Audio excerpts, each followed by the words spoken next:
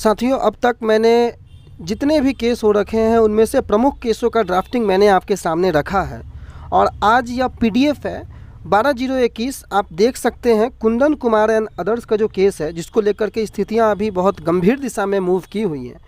उसमें जो मैंने बोला सुबह कि उसमें लेटर को क्वैश करने की बातें की गई हैं, 26 के लेटर को, जो कि आपने इसके पूर्व के वीडियो जो मैंने पहले बनाया है आलोक कुमार एंड अदर्स का केस, जिसमें भी लेटर को क्वैश करने की बातें कही गई, आप सब उससे वाकिफ़ हैं।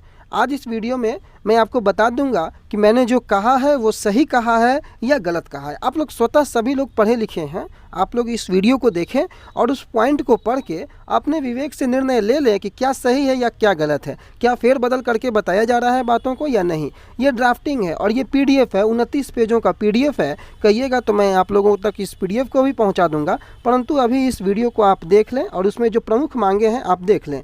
कुंदन कुमार एंड अदर्स का केस और सिनॉप्सिस में ही अगर आप देखेंगे तो यहाँ पर 2011, और मैं खुल के बात कर रहा हूँ, खुल के इसलिए बात कर रहा हूँ क्योंकि चीज़ें जो हैं वो आप क्वालिफाई कैंडिडेटों को समझनी बेहद आवश्यक है और अब आपको जो है कोई एक स्टैंड लेना बेहद आवश्यक है, क्योंकि ये आपके जीवन का फैसला है। आपको क्या करना है वो आपको सोचना है। अब यहाँ पर देखिए कि सबसे पहली बात कि 2011 के क्वालिफाई कैंडिडेट जो हैं, उन क्वालिफाई कैंडिडेटों को लेकर के उनको बाहर करने की बातें, उन कई प्रकार की बातें हैं। 29 पेज का यह ड्राफ्टिंग, मैं सारे ड्राफ्टिंग को दिखा दूंगा, आप लोग जो है पॉज करके पढ़ लेंगे। लेकिन मुख्य जो मांगे हैं वो मैं मांगों को आपको दिखा देता हूं, जो कि क्वालिफाई कैंडिडेटों के अगेंस्ट जाती हैं। बाकी सारी जो बातें हैं वो आप पॉज कर करके पढ़ लेंगे। यहाँ पर क्लियर जो है वो 37,440 पोस्ट के अकॉर्डिंग जो है 24,599 कैंडिडेट का डाटा जो 12 मार्च को आया था, उसके अकॉर्डिंग ये पिटीशन है। आप देख सकते हैं 12/3/2021, जिसमें 24,599 को जो है वो क्वालिफाई डिक्लेयर किया गया था और उसमें 12 विषयों में 30,332 सीटों के अकॉर्डिंग उतने लोगों को क्वालिफाई किया गया। बाद में आपको पता है कि 69,000 का क्वालिफाई का डाटा गवर्नमेंट ने जो है विधानसभा में भी दिया। उसके बावजूद भी ये बातें आगे बढ़ती गई और आगे बढ़ते बढ़ते आप देख सकते हैं कि 2011 वालों को जो है कंसीडर नहीं करने की बातें इसमें कही जाती हैं। और उसके बाद लेटर को क्वैश करने की जो सर्व प्रमुख मांगे जो मैंने आपको बताया वो आप देख लेंगे ई नंबर पॉइंट में, पहला का ई। बाकी चीज़ों को आप पॉज करके पढ़ सकते हैं, चूँकि 29 पेज का जो ये ड्राफ्टिंग है बहुत बड़ा ड्राफ्टिंग है और इसको पढ़ पाना संभव नहीं है, बहुत लंबा वीडियो बन जाएगा। सारे पॉइंट्स को मैं आपको दिखा दूंगा। आप देखिए जो जो मुख्य पॉइंट्स है उसको मैं डील कर दूंगा। अब यहाँ पर पेज या जो रिलीफ मांगा गया है, आप देख सकते हैं कि रिलीफ में यहाँ पर सबसे पहला रिलीफ ये है कि 2019 STET ऑनलाइन एग्जामिनेशन का जिक्र किया गया है और जो कि 9 से 21 तक के दरमियान कंडक्ट कराया गया था। और उसमें आपको बी नंबर पॉइंट आप देखें कि इसमें रिस्पोंडेंट अथॉरिटी को जो है वो डायरेक्शन देने की बातें हैं कि जो petitioner qualify and not qualified and in merit list हुए appear in online examination for secondary teacher eligibility test, जो कि 9 से 21 के बीच हुआ था, जो कि 24,599 लोगों को जो है क्वालिफाई डिक्लेयर किया गया 30,332 पोस्टों के अगेंस्ट में। सी नंबर पॉइंट को आप देख लीजिए, जिसमें कि for issuance of order direction और writ in the nature of quashing the merit list for secondary teacher eligibility test declared by 21/6 not been publish, यानी कि 21/6 को जो मेरिट लिस्ट पब्लिश किया गया उसको क्वैश करने की बातें। डी नंबर पॉइंट में 21/6 को जो मेरिट लिस्ट तैयार किया गया है उस मेरिट लिस्ट में qualify candidate in the result declared 12/3/2021 against subject wise seat mentioned in notification, यानी कि इसमें भी जो है कहीं ना कहीं डायरेक्शन मांगा गया है रिस्पोंडेंट अथॉरिटी को क्वैश करने के लिए। मेरिट लिस्ट 21/6/2021 को जो तैयार किया गया है, कोर्ट की तरफ से यह आग्रह किया गया है कोर्ट से कि रिस्पोंडेंट अथॉरिटी को यह बताया जाए कि उस मेरिट लिस्ट को क्वैश किया जाए। चलिए आगे आइए। और ई नंबर सबसे खतरनाक पॉइंट जो है वो ई नंबर पे है। ई नंबर पॉइंट आप खुद पढ़ लें और स्वतः यह निर्धारित कर ले कि इसमें बातें क्या कही गई हैं। ई नंबर पॉइंट को आप देखिए और ई नंबर पॉइंट में आप देख सकते हैं कि for issuance of such order direction writ in the nature of quashing the memo number, ये देख लीजिए 414 26/6/2021 where in the committee constituted by the education department under chairmanship of secretary. Education department has recommended that candidate having qualified STT 2011 and their certificate being made valid for lifetime wide memo number 893 dated 22/6/21 would be eligible for appointing along with STT 19 candidate। यानी कि कहने का मतलब है कि 26 जून के जो letter है उसको रद्द किया जाए। सबसे प्रमुख मांग ई नंबर, यही सबसे घातक मांग जो है। और साथ ही साथ 2011 के कैंडिडेटों को भी बाहर रखने की मांगे जो हैं इसमें लगातार कही जा रही हैं और एक बार नहीं कई बार इस मांग को दोहराया गया है, जबकि आप सबों को मालूम है कि 2011 को के साथ ही सामंजस्य बैठाते हुए 2019 वाले को भी जो है वो क्वालिफाई बनाया गया है और उनको आगे के चरणों में या 7th या आगे के चरणों में मौका देने की बातें गवर्नमेंट के माध्यम से कही गई है।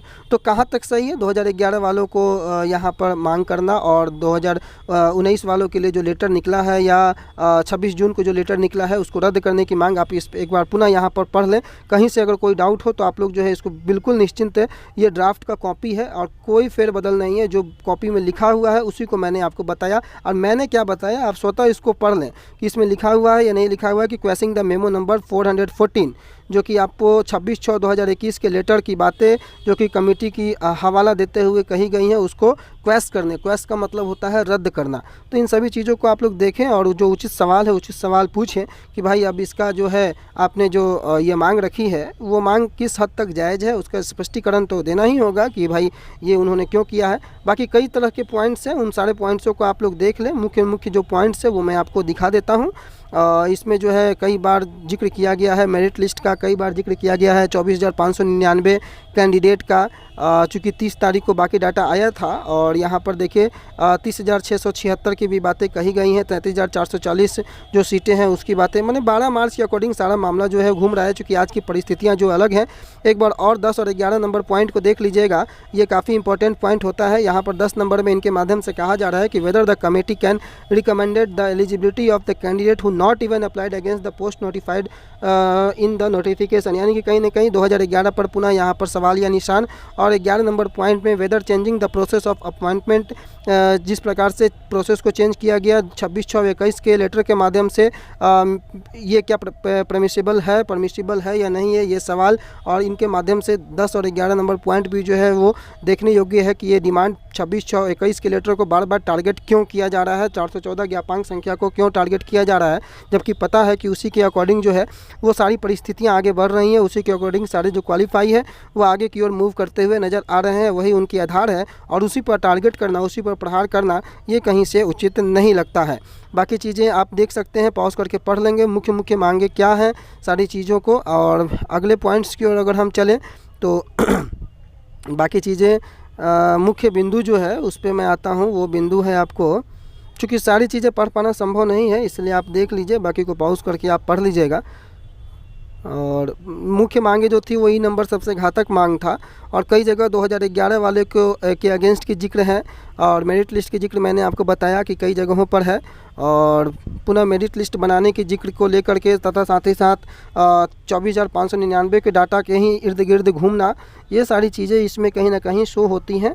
और 19 नंबर पॉइंट को आप देखेंगे तो 12/3/21 को लेकर के जो education minister government of Bihar in the presence of chairmanship के जो उनकी उपस्थिति में उन्होंने कहा था कि सभी की जो है जॉब की गारंटी है, उसको लेकर के भी हवाला यहाँ पर दिया गया है 19 नंबर पॉइंट में। और उसको लेकर न्यूज़पेपर का कटिंग लगाने की भी बातें कही गई हैं।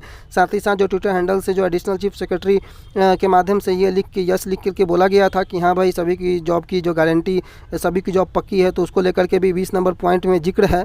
और 21 नंबर पॉइंट आप देखेंगे तो पुनः जो है 21 नंबर पॉइंट में 2011 को टारगेट करते हुए 22 तारीख को जो कमेटी की गठन की बातें की गई थी, जो कि चेयरमैनशिप में था सेक्रेटरी एजुकेशन डिपार्टमेंट की तरफ से, और उसी के माध्यम से वो लेटर इशू हुआ था जिसमें कि 2011 के सर्टिफिकेट को वैलिड बनाया गया था और 7th राउंड में फर्दर आगे के जो बहाली है उसमें जो है उनको क्वालिफाई करते हुए, उनको भी योग्य मानते हुए उनको हिस्सेदार बनाया गया था।